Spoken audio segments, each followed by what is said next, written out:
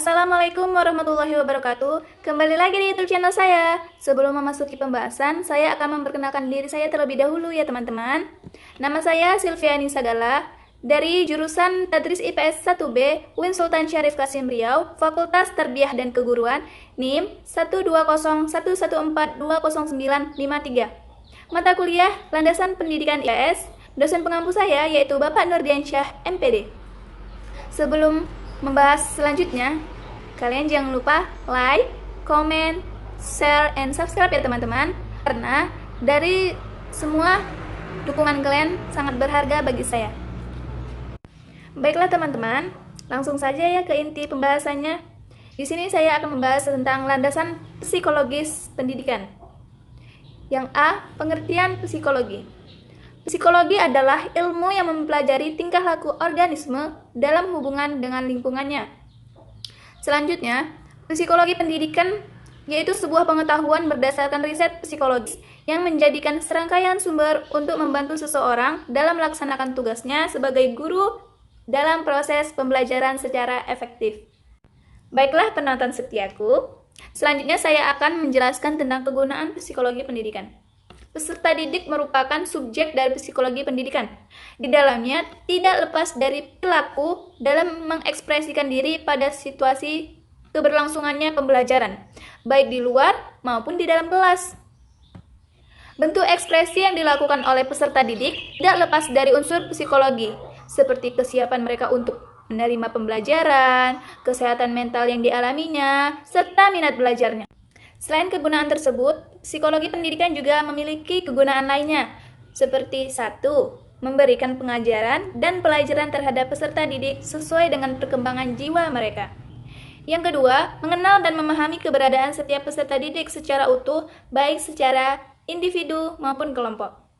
Yang ketiga yaitu memperlakukan peserta didik sesuai dengan keadaan jiwa yang dialaminya, jangan dipaksa, nanti dia tertekan. Yang keempat ada membantu peserta didik dalam mengatasi masalah pribadi yang dihadapi, seperti keluarga misalnya. Yang kelima, mewujudkan tindakan psikologi yang tepat dalam belajar mengajar. Baiklah teman-teman, selanjutnya saya akan membahas tentang C, bentuk psikologi pendidikan. Yang pertama ada psikologi perkembangan.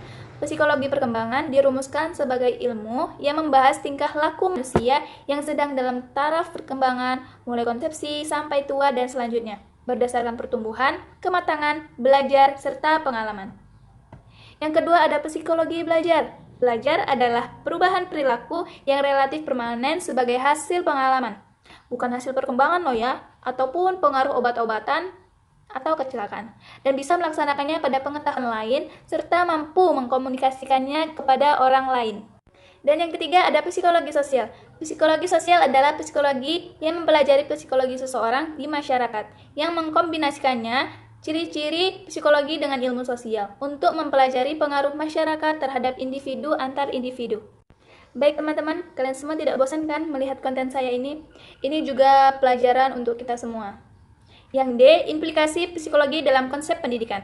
Yang pertama yaitu psikologi perkembangan yang bersifat umum, yang berorientasi pada afeksi dan pada kognisi, semuanya memberi petunjuk pada peserta didik, serta bagaimana membina anak-anak agar mau belajar dengan sukarela. Yang kedua, psikologi belajar. Yang ketiga yaitu psikologi sosial. Yang keempat yaitu kesiapan belajar yang bersifat afektif dan kognitif. Perlu diperhatikan oleh pendidik agar materi yang dipelajari anak-anak dapat dipahami dan diinternalisasi dengan baik. Yang kelima yaitu wujud perkembangan total atau perkembangan seutuhnya memenuhi 3 kriteria, yaitu yang pertama, semua potensi perkembangan secara proporsional atau berimbang harmonis. Yang kedua, potensi-potensi itu berkembang secara optimal. Yang ketiga, potensi-potensi perkembangan secara integratif. Baiklah teman-teman, ini pembahasan yang terakhir atau yang E, perkembangan peserta didik sebagai landasan psikologis. Perubahan peserta didik dapat disebut sebagai tumbuh kembang yang dipengaruhi oleh berbagai faktor, yakni yang pertama ada faktor keturunan atau hereditas, yang kedua faktor lingkungan, yang ketiga faktor proses perkembangan itu sendiri, serta yang keempat sebagai anugerah dari Tuhan Yang Maha Esa. Baiklah teman-teman, pembahasan kita sudah selesai. Pembahasan ini untuk memenuhi tugas kuliah saya kepada Bapak Nurdiansyah MPD. Demikian hasil presentasi saya. Saya akhiri. Wassalamualaikum warahmatullahi wabarakatuh.